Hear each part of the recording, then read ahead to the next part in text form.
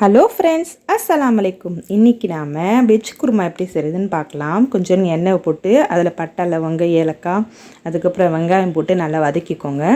அது வதங்கினதுக்கப்புறம் இஞ்சி பூண்டு பேஸ்ட்டு போட்டுக்கோங்க. போட்டுட்டு கொஞ்சம் பச்சை வாசனை போன அப்புறம் அது நல்லா வதங்கினதுக்கப்புறம் நாங்கள் தக்காளியை சேர்த்துக்கலாம். ஒரு 2 வெங்காயம் 2 தக்காளி அந்த மாதிரி சேர்த்துக்கோங்க, போதும், ரொம்ப அதிகமாக வேணாம். அது மாதிரி சேர்த்துட்டு அது கொஞ்சம் நல்லா வதக்கிட்டு உப்பு போட்டு நல்லா வதக்கி அதுக்கப்புறம் கொஞ்சமாக மிளகாத்தூள் போட்டுக்கோங்க. தனியாத்தூள் இப்பயே போடாதீங்க. முதல்ல மிளகாத்தூள், மஞ்சள் தூள், உப்பு போட்டு கொஞ்சம் நல்லா வதக்கிட்டு அதுக்கப்புறம் அது கொஞ்சம் வதங்கினதுக்கப்புறமா தனியாத்தூள் போட்டுக்கோங்க. ஏன்னா உடனே போட்டிங்கன்னா தனியாத்தூள் நல்லா அடி பிடிச்சிக்கும் சீக்கிரமாக. அதனால் கொஞ்சம் நேரம் கழித்து கொஞ்சம் இதுவான அப்புறம் போட்டுக்கோங்க. நெக்ஸ்ட்டு போட்ட அப்புறம் நான் காய்கறி எல்லாம் இது பண்ண மாட்டேங்க, பாயில் பண்ண மாட்டேன். ஸ்ட்ரைட்டாக அது குழம்புலேயே போட்டு தான் பாயில் பண்ணுவேன்.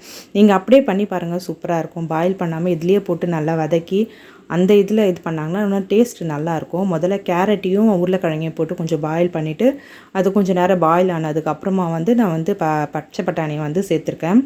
அதுக்கப்புறம் அது சேர்ந்தோம்னா ஒரு 10 நிமிஷம் நல்லா கொதிக்கணுங்க. அது கொதிக்கட்டும்.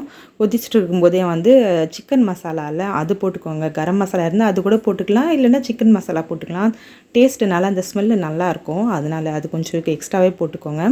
அது போட்டு நல்லா கொதிக்கட்டும். அது நல்லா கொதிக்கிற வரைக்கும் நம்ம மசாலா அரைச்சிக்கலாம். அந்த மசாலாவுக்கு தேங்காய், அதுக்கப்புறம் முந்திரி, அதுக்கப்புறம் சோம்பு, அப்புறம் கசகசா. உங்களுக்கு முந்திரி அந்த மாதிரி எதுவும் கிடைக்கல அப்படின்னா நீங்கள் கடல மாவுல அதுக்குள்ளே தண்ணியில் கரைச்சி அதில் ஊற்றிக்கலாம். எதுவும் பிரச்சனை இல்லை, நல்லா தான், அது டேஸ்ட் நல்லாயிருக்கும்.